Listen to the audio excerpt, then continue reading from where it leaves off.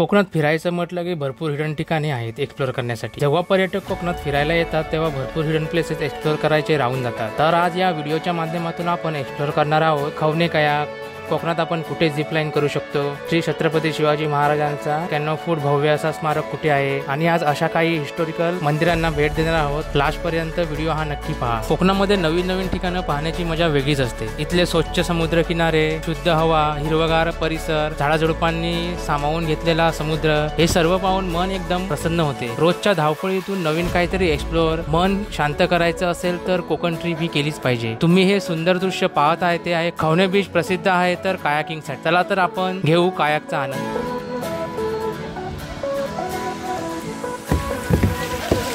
ठोकलास, चल चल चल पुढे जोरात।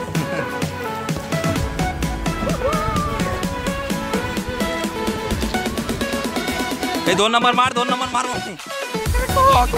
2 नंबर मार।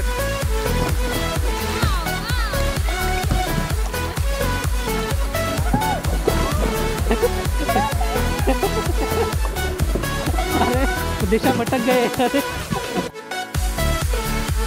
अशी कोणतीही रात्र किंवा समस्या नाही जी सूर्योदयावर आणि आशेवर विजय मिळू शकते। सूर्य मावळून अंधार पसरत होता आणि सगळ्यांना भूक पण लागली होती। मग सर्वजण आम्ही कुडाला असलेल्या एका रेस्टॉरंटला गेलो आणि भरपूर पोट आता आपण कायाकिंग केली। सुनंदा कायक्स करून आता हे त्यांचे ओनर आहेत।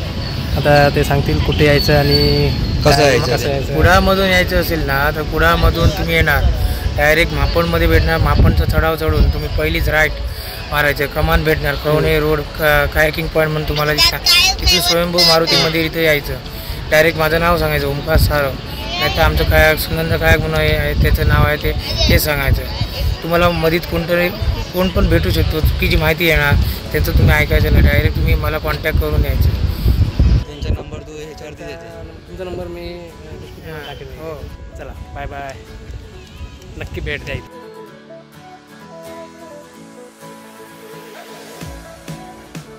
आणि हा व्हिडिओ मित्रांनो इथंच संपत नाही तर आपण कंटिन्यू करणार आहोत। चला तर आपण आता दिवसाची स्टार्टिंग करूया भराडी देवीच्या दर्शनाने। आज आहे मित्रांनो 4था दिवस कोकण ट्रिप मधला। तर आज आपण कुठे चाललोय? पहिला स्टार्टिंगला आम्ही स्टार्टिंगला आपण जाणार आहे जलमंदिर मसुरा बिळवस या ठिकाणी।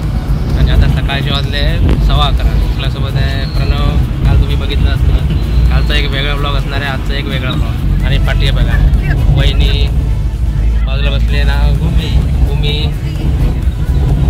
अश्विनी आणि सृष्टी। आज एवढे जण आहे। आज आपण आपल्या ट्रिपमध्ये स्टार्टिंग आता चाललो आहे आग्नेवाडी आणि काय बोललेलं ते बिळवस, नंतर मालवण आणि नंतर मला टाईम भेटला देवगडला जाऊ।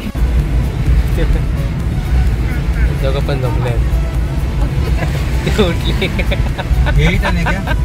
मित्रांनो। आता आपण आलो आहे आग्नेवाडी या गावामध्ये आणि हे आहे आग्नेवाडीचं ग्रामदैवत श्री भराडी मातेचं मंदिर। आणि असा एक सिद्धांत आहे की आग्नेवाडी गावातील एक माणूस शाहू महाराज आणि पेशवे यांच्या कारकिर्दीत मराठा साम्राज्यासाठी गुप्तचर अधिकारी म्हणून काम करत होता। आणि उत्तर भारतात मराठ्यांनी त्यांचे साम्राज्य वाढवत असताना त्याने एकट्याने त्यांना प्रचंड यश मिळवून दिले होते। जेव्हा तो आपले कर्तव्य पार पडून परत आला तेव्हा त्याची एक गाय हिरव्या लाकडावर दूध टाकत होती, जी दगडी पाटीमध्ये बदलली। जेव्हा मालक गाय शोधण्यासाठी बाहेर पडला तेव्हा त्याला दगडी पाटी सापडली। त्याच रात्री त्याला देवीचा स्वप्नात एक दैवी संदेश मिळाला। याला असे वाटत होते की भूदेवी आणि योद्धा देवी भवानीची कन्या त्या माता यांचे अवतार आहे आणि गावाने दगडीपाटीची पूजा करण्यास सुरुवात केली। लवकरच ही बातमी पसरली आणि तेव्हापासून संपूर्ण महाराष्ट्र आणि भारतात लोक दरवर्षी या ठिकाणी भेट देतात। मित्रांनो पहिल्या पावसाचा आनंद।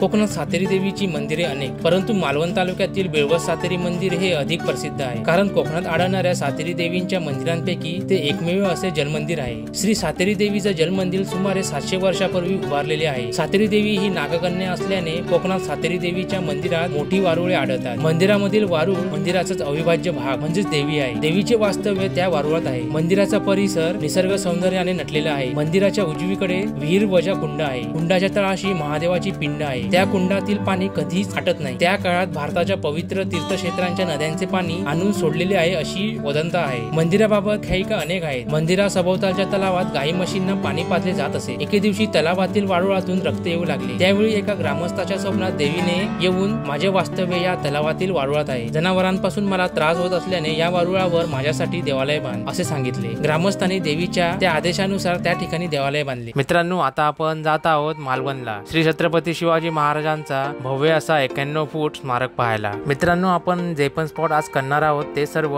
कोकण कोस्टल रोड दरम्यान भेटतात. हे बघा, आपल्याला 4 मावळे दिसतात राजकोटच्या समोर.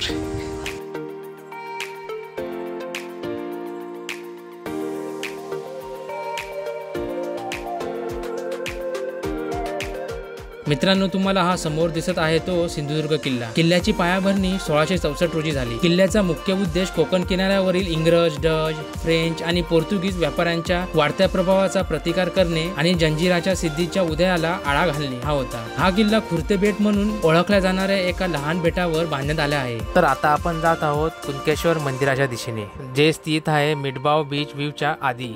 कुणकेश्वर मंदिर हे कोकणाचं दक्षिण काशी म्हणून ओळखलं जातं. एकेकाळी छत्रपती शिवाजी महाराजांनी या मंदिराचं जीर्णोद्धार केलं होतं. श्रीशंकराला देवांचे देव असे संबोधले जाते. या अनंत ब्रह्मांड नायक अशा श्रीशंकराने जगाच्या कल्याणासाठी विष प्राशन केलं. वेगानं स्वर्गातून आलेल्या गंगेला आपल्या जटेत सामावून घेतलं आणि तिच्या प्रभास्तापासून जगाचं रक्षण केलं. त्या नीलकंठ गंगाधर शिवशंकराचं स्वयंभू शिवलिंग कोकण तीर्थी कसं प्रकट झालं, तर प्राचीन काळी कुणक रायमध्ये एका ब्राह्मणाची गाय रोज चरण्यासाठी येत असे. या राईतील स्वयंभू शिवलिंगावर ही गाय आपल्या दुधाची धार सोडत असे आणि आपल्या दुधानं शिवलिंगाला न्हाऊ घालत असे. अशा प्रकारे ही गाय आपल्या जीवनाचं सार्थक करत असे. त्यामुळे ही गाय घरी गेल्यावर ब्राह्मणाला दूधच देत नसे. आपली गाय दूध का देत नाही असा प्रश्न ब्राह्मणाला पडला आणि एक दिवशी ब्राह्मण गायीच्या पाठोपाठ कुणक राईमध्ये गेला आणि पाहत होता काय आश्चर्य, आणि आपली गाय एका पाषाणावर दुधाची धार सोडते. त्याला राग आला. हातातील काठी त्याने त्या गायीवर मारली, पण ती चुकून त्या पाषाणाला लागली आणि त्या पाषाणातून रक्त येऊ लागलं. हे बघून ब्राह्मण आश्चर्यचकित झाला, पण क्षणातच त्याला दिव्यत्वाचा साक्षात्कार झाला. हे प्राशन अन्य काही नसून ते स्वयंभू शिवलिंग आहे याची त्या ब्राह्मणाला खात्री पडली आणि त्या वेळेपासून तो ब्राह्मण शिवशंभूला शरण गेला आणि रोज नित्यनियमाने शिवलिंगाला दीप धूप लावून पूजा अर्चा करू लागला. असे हे स्वयंभू शिवलिंग कुणकराईमध्ये असल्याने या शिवलिंगाला कुणकेश्वर या नावाने ओळखले जाऊ लागले. मित्रांनो, तुम्ही हा सुंदर असा कोस्टल रोड पाहत आहे तो आहे मिठबाव व्ह्यू पॉइंट. कोकण हे केवळ किनारपट्टीचे स्वर्ग नाही, ते एक भावना आहे. परंपरा, निसर्ग आणि सौंदर्याचा शांत वारा.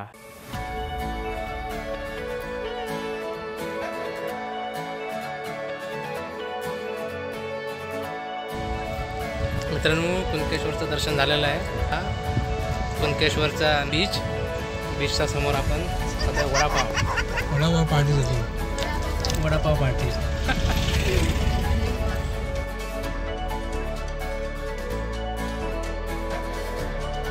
संध्याकाळचं एकदम मस्त वाटतं. तुला कसं वाटतं? मस्त, एक नंबर वातावरण आहे.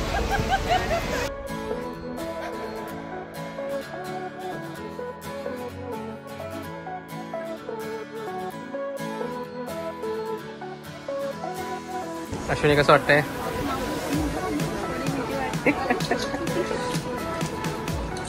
प्रणव खूप एक्साइटमेंट आहे. Pranav excited, full excitement. तुम्ही रेडी? रवी, कसं वाटतंय? Second time ready.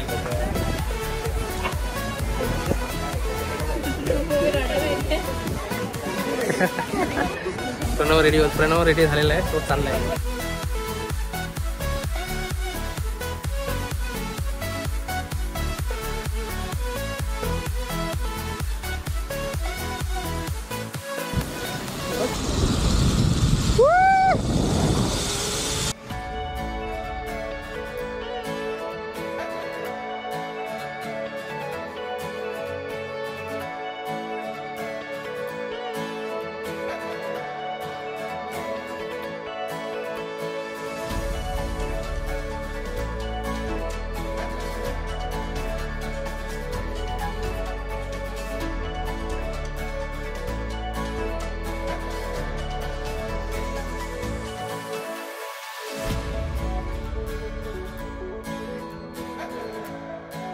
तर काय झाला, मी व्हिडिओ चालू केले पण रेकॉर्डिंग करता विसरूनच गेले.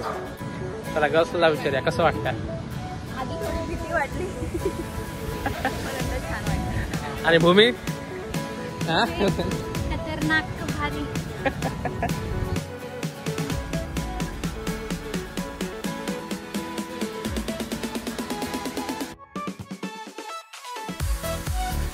एक दोन तीन.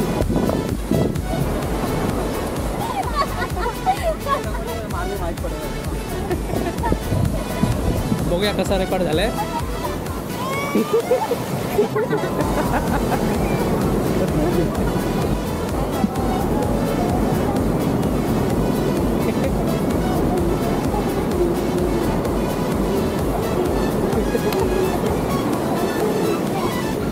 नाही तरी बाजूला सारखा. मित्रांनो आता संध्याकाळचे वाजले 7 आणि आता हा दिवस इथंच संपतोय. प्रणव कसं वाटलं. अरे एक नंबर वाटला देवगड. सकाळपासून आपण किती फिरलोय. भरपूर फिरलो. आता माझी हालत तर टाईट चालली कारण ड्रायव्हर एकच आहे ड्रायव्हर. समजू शकता ड्रायव्हरची हालत. आणि सकाळ आता पहिले सकाळी स्टार्ट कुठे केलं आपण भराडी देवी अग्नेवाडी. नंतर आपण गेलो सातेरी देवी नंतर आम्ही कुणकेश्वर केलं. कुणकेश्वर नंतर आता आपण देवगडला आलो. हे बघा मस्त वातावरण आहे.